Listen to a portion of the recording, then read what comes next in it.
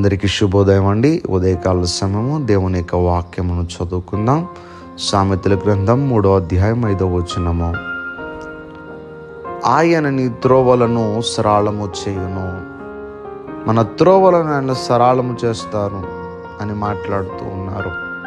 అప్పుడప్పుడు ఈదురుగాలులు, పెద్ద పెద్ద గాలులు వీచినప్పుడు సడన్గా రోడ్డు ప్రక్కన ఉన్నటువంటి చెట్లు కూలిపోతూ ఉంటాయి. అప్పుడు అక్కడ రాకపోకలకు అంతరాయం కలుగుతుంది. వెళ్ళలేము, రాలేము. మరలా ఆ చెట్లు కొట్టి ఆ మార్గం క్లియర్ చేస్తేనే అప్పుడు వాహనములు మరలా ముందుకు వెళతాయి. అలాగా మన బ్రతుకుల్లో కూడా కొన్ని కష్టాలు, కొన్ని శోధనల వల్ల కొన్ని ఆటంకములు ఏర్పడతాయి. మన జీవితంలో మనం ముందుకు వెళ్ళలేం.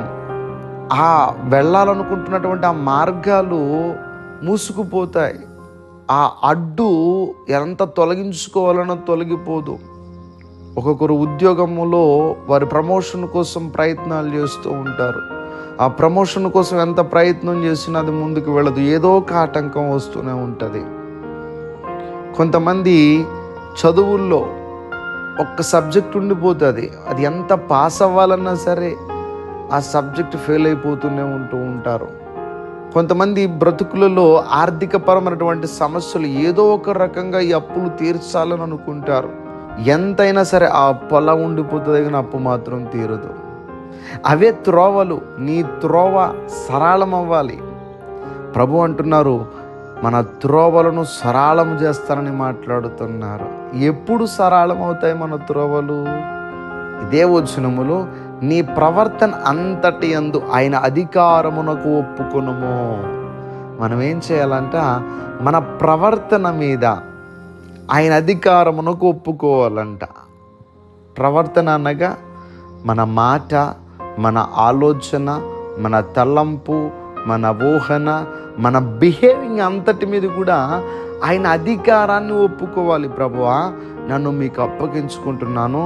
నేను నా ఇష్టం వచ్చినట్టు కాదు, మీ అధికారానికి నేను అప్పగించుకుంటున్నానయ్యా అని ఎప్పుడైతే మనము ఆయనకు అప్పగించుకుంటామో ఆయన ఏం చేస్తారంటే, మన త్రోవలకు ఏమైతే ఆటంకాలు ఉన్నాయో, నీకు ప్రమోషన్ కావాలా, లేకపోతే నువ్వు పాస్ అవ్వాలా, లేకపోతే నీ ఆర్థికపరమైనటువంటి సమస్యల నుంచి విడుదల పొందాలా, ఏ త్రోవలైతే మూసుకుపోయాయో, నీవు ముందుకు వెళ్లకుండా అడ్డుగా ఉన్నాయో, ఆ మార్గములను దేవుడు సరళం చేస్తారంట.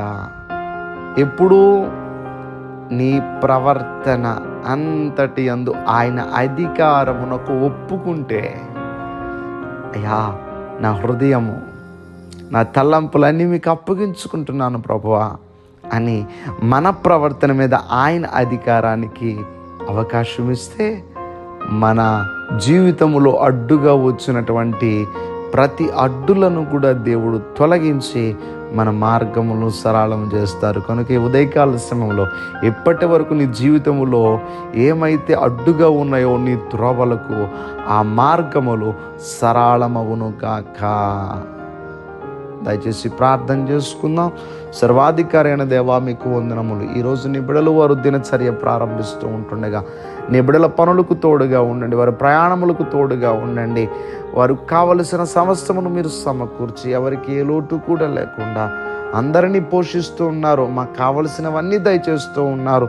తినుటకు ఆహారమును, కట్టుకున్నటకు వస్త్రమును, ఉండుటకు గృహమును దయచేస్తారయ్యా. ఎన్ని స్తుతులు చెల్లించినా మీకు మేము రుణస్థులమే. ఈరోజంతా నీ బిడ్డలు సంతోషంగా ఉండులాగా మీ సన్నిధి తోడు నీ బిడ్డలకి దయచేయమని యేసుక్రీస్తు వారి యొక్క నామం పేరట అడిగి వేడుకుంటూ ఉన్నాం మా పరమ తండ్రి.